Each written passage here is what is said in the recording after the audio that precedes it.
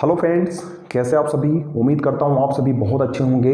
दोस्तों, आज के सेशन में आप लोगों के लिए मैं लेकर आया हूँ ज्यामिति में एक विशेष टॉपिक हम देखेंगे, एंगल्स के बारे में बात करेंगे। तो हम उन एंगल्स के बारे में बात करने वाले हैं जब दो पैरेलल लाइन या जो समांतर रेखाओं को एक प्रतिच्छेदी रेखा काटती है, तब जो कोनों का निर्माण होता है। तो उन कोन के बारे में पढ़ेंगे हम, और उनके क्या क्या गुण होते हैं, क्या क्या प्रॉपर्टीज होती है, सारी चीज़ों के बारे में हम आज शुरू से लेके एंड तक डिस्कस करेंगे। तो वीडियो को शुरू से लेके आखिरी तक जरूर देखिए, बीच में वीडियो को ना छोड़े। और दोस्तों, अगर वीडियो अच्छा लगे, आपको कंटेंट अगर समझ में आए, चीज़ें क्लियर होती है, तो वीडियो को लाइक कीजिए और अपने दोस्तों में भी शेयर कर दीजिए। और जो अभी तक हमारे चैनल से नहीं जुड़े हैं, वो कृपया चैनल से जुड़ जाइए, ताकि जो है आप लोगों को ऐसा ही जो है वीडियोस का नोटिफिकेशन मिलता रहे। तो देखिए दोस्तों, यहाँ पर हम जब बात करें कि जब दो समांतर रेखाओं को एक प्रतिच्छेदी रेखा काटती है, तब चार कोण के निर्माण होते हैं, जिसमें आपके सामने यहाँ पर लिख रखे हैं मैंने संगत कोण, या जिसको हम बोलेंगे कॉरस्पॉन्डिंग एंगल, एकांतर कोण या अल्टरनेट एंगल, या फिर एक शीर्षाभिमुख कोण होता है जो वर्टिकली अपोजिट एंगल जिसको कहते हैं हम, और अंतः कोण इंटीरियर एंगल। तो ये चार प्रकार के कोणों का निर्माण होता है। और ये कोण क्या होते हैं, कहाँ बनते हैं और इनकी क्या प्रॉपर्टीज होती है, तो आइए देखते हैं हम लोग इसको डायग्राम से।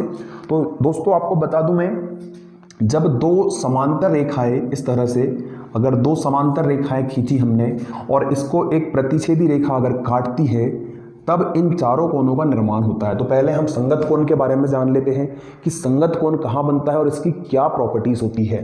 तो दोस्तों, यहाँ पर अगर हम बात करें कि इस तरह से दो समांतर रेखाएं हैं और ये एक प्रतिच्छेदी रेखाएं हैं जो इन दोनों रेखाओं को प्रतिच्छेद कर रही है, तो संगत कोण की अगर बात करें तो संगत का मतलब होता है जो इस लाइन के एक साइड बनेंगे। जैसे ये कोण अगर यहाँ बना है तो इसका संगत कोण यहाँ बनेगा।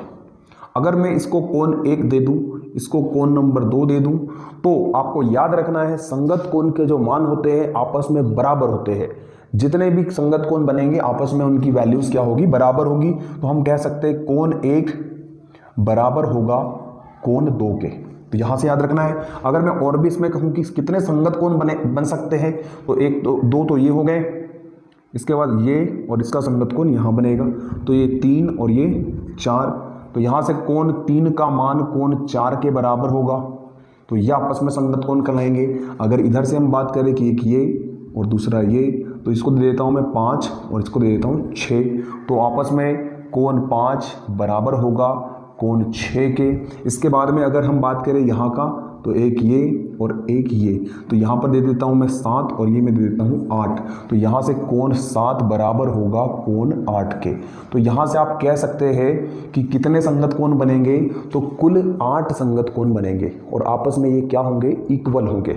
उम्मीद करता हूँ ये चीज़ आपको बहुत अच्छे से क्लियर हो गई है। इसकी क्वेश्चनों में आपको ज़रूरत पड़ेगी जब हम थ्योरम पढ़ेंगे, या इस बेस पर जब क्वेश्चन आते हैं रेखाओं पर आधारित, तब आप लोगों को इन कोणों की आवश्यकता पड़ेगी। तो ये हुआ संगत कोण। अब हम बात कर लेते हैं अल्टरनेट एंगल, एकांतर कोण। अल्टरनेट एंगल क्या होता है दोस्तों? अगर वीडियो अच्छा लग रहा है तो वीडियो को लाइक जरूर करिए, जिससे जो है हमारे अंदर और पॉजिटिव एनर्जी आएगी और हम और जोश और बहुत बेस्ट से बेस्ट कंटेंट आप लोगों के लिए बनाने का प्रयास करेंगे। तो देखिए दोस्तों, अल्टरनेट एंगल या एकांतर कोण की अगर बात करें तो ये भी वही, जब दो समांतर रेखाओं को एक प्रतिच्छेदी रेखा काटती है, तब एकांतर कोण का निर्माण होता है। अब एकांतर कोण क्या होते हैं तो उनको समझ लेते हैं। एकांतर या अल्टरनेट जिसको बोलेंगे हम, अल्टरनेट एक का अंतर, एक अंतर से, है ना। तो अगर एकांतर कोण की बात करें तो अगर एक कोण यहां बन रहा है तो इसका एकांतर कोण इस साइड बनेगा, ठीक है। इसका एकांतर कोण इस तरफ बनेगा। अच्छा, इसको मैं बाहर तरफ बना लेता हूं, ये बाहर बना है तो इसको मैं यहां बना लेता हूं। अगर मैंने इसको कोण 1 दे दिया तो ये कोण 2 हो जाएगा। अब यहां याद रखना है, एकांतर कोणों का मान भी आपस में बराबर होता है। दो एकांतर कोण आपस में हमेशा उनकी वैल्यूज जो है इक्वल होती है।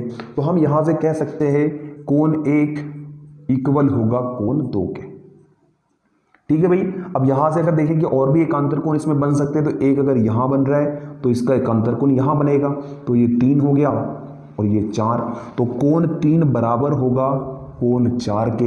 इसके बाद में अगर यहाँ का एकांतर कोण देखें तो एक यहाँ, इसका एकांतर कोण यहाँ बनेगा। ध्यान से देखिए दोस्तों कि कहाँ मैं बना रहा हूँ, ये कोण 5 है और ये कोण 6, तो कोण 5 की वैल्यू बराबर होगी कोण 6 के। अगर और भी एकांतर कोण की बात करें तो इसका एकांतर कोण अगर देखें यहाँ का, तो ये बनेगा इसका एकांतर कोण यहाँ पर, ये जो है 7 और ये 8, तो कोण 7 बराबर होगा कोण 8 के। तो इस तरीके से ये एकांतर कोण बनेंगे आपके। आई होप आपको एकांतर कोण भी क्लियर हो चुके हैं। तो एकांतर कोणों का मान भी आपस में क्या होता है, इक्वल होता है, बराबर होता है। चलिए नेक्स्ट बात करें हम शीर्षाभिमुख कोण या वर्टिकली अपोजिट एंगल, है ना।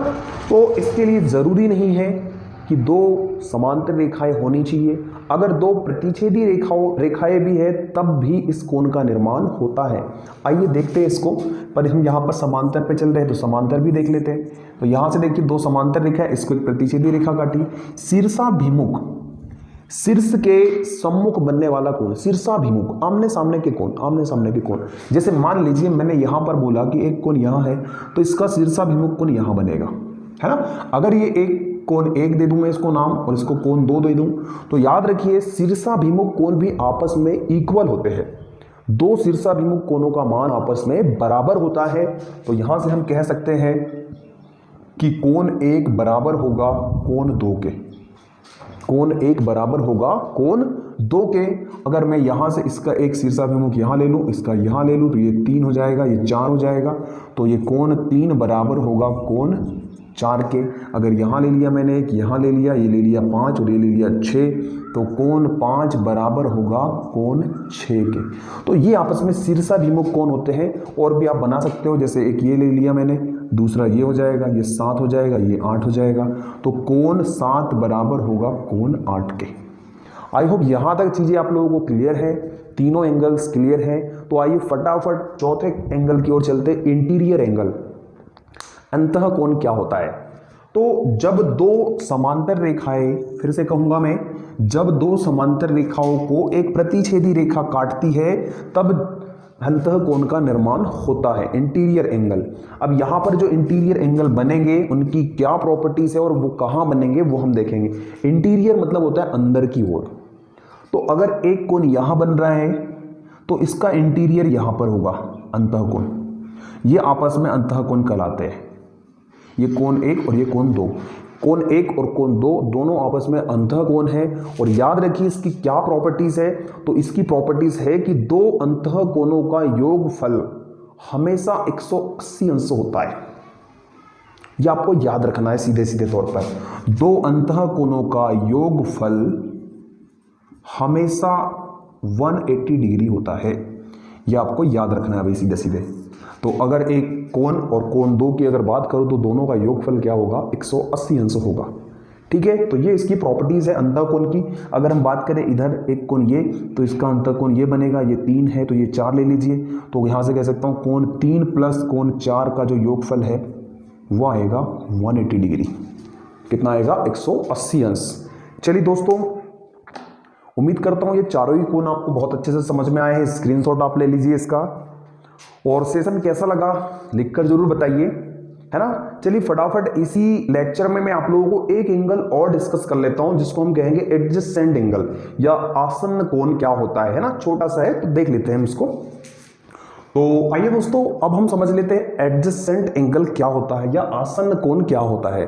तो दोस्तों, एक जब सीधी सरल रेखा पर किसी एक उभयनिष्ठ बिंदु से इस तरह से जो एंगल निकलेंगे, ये एक एंगल हो गया x, ये हो गया y, ये हो गया z और ये हो गया w। तो इस तरह से किसी एक उभयनिष्ठ बिंदु से बनने वाले, किसी सरल रेखा पर एक ही उभयनिष्ठ बिंदु पर बनने वाले सभी कोणों को हम आसन्न कोण कहेंगे। क्या कहेंगे, आसन्न कोण। और सभी आसन्न कोणों का अगर बात करें तो सभी आसन्न कोणों का योगफल हमेशा और हमेशा 180 अंश होगा। चाहे वो कितने भी आसन्न कोण बने, उन सभी का योगफल जो होगा वो होगा 180 डिग्री, 180 अंश। तो यहां पर याद रखिए कि एक ही बिंदु पर, मतलब एक ही आसन पर बनने वाले सारे कोण एडजेसेंट एंगल कहलाते हैं। ठीक है दोस्तों, चलिए तो उम्मीद करता हूं आज का सेशन आप लोगों को बढ़िया लगा है। बढ़िया अगर लगा है तो वीडियो में कमेंट करके ज़रूर बताइए और अपने दोस्तों को भी शेयर कर लीजिए थोड़ा सा, तो थोड़ी सी और एनर्जी मेरी बढ़ जाएगी और मैं आप लोगों के लिए और पावरफुल और बेहतरीन कंटेंट तैयार कर सकूं। ठीक है दोस्तों, वीडियो देखने के लिए आप सभी का तहे दिल से धन्यवाद।